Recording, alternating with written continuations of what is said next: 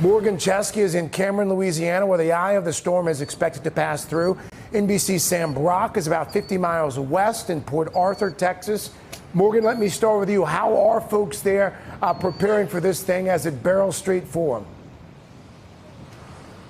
Yeah, Craig, you mentioned those vital few hours left that people have to get out and reach safety, and that's what we're experiencing right now.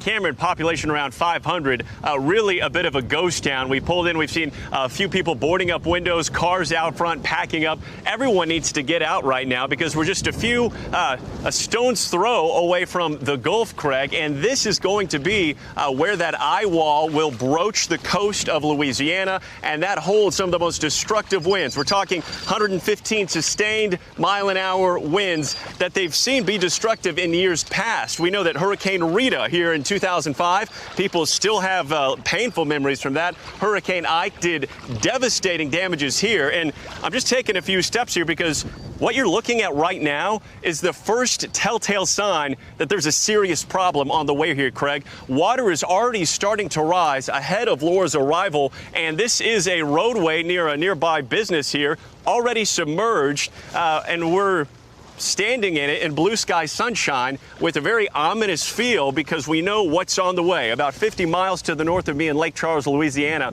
people are going to bus stops so they can get a free ride to the Civic Center and then be taken about 100 miles inland where they can seek shelter there. And it's made even more difficult by the fact that those cots and shelters are having to be socially distanced, and that's causing, in some instances, shelters to fill up faster than officials are used to because they can't put as many people inside. We're hearing reports from shelters as far away as Austin, Texas, Craig, already at capacity from people trying to get out of Hurricane Laura's path. All right, Craig? Morgan Chesky, stay safe. Do stand by for me. Let's turn to Sam Brock again. Sam there in Texas. Sam, are folks heeding the warnings to evacuate? Does it seem like people are listening? There were hundreds yesterday, Craig, and right now I am watching as people by the dozen are shuffling in here at the Civic Center in Port Arthur. Over my shoulder, you see probably about 5 or 6 buses here. There's roughly a couple dozen at this structure. These are the final hours, really final minutes to get people out of town.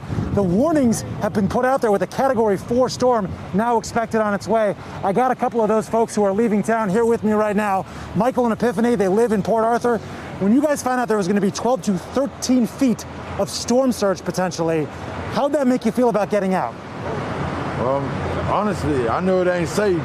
I've been through Harvey, and I'm not going to chance this one. And I had a rare time through Harvey, so I ain't going to chance this one. You said, you were telling me, Michael, you had water up to your shoulders during Hurricane Harvey. Why was there even any question about leaving this time?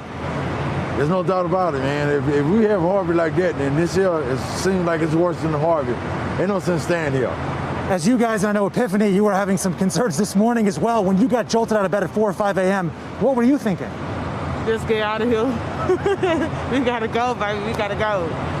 Concern, of course, over loss of life, over your property, but at the end of the day, you want to get out of town. We know there's a COVID pandemic going on as well. Are you concerned about your safety getting on buses and going to wherever shelters you might end up at? Yes, sir. Yeah, that was mostly my main concern yesterday. Why I didn't want to leave yesterday. You know, I was trying to hope and give a lot of people a chance, you know, the ones that's going to crowd up, try to hurry up and get out. I figured, well, if I let them go first, maybe I have a better chance of not getting sick. You know, I could maybe be less crowded people. Not being around all those people. Yeah. Guys, thank you so much for your time. Masks, Craig, are mandatory.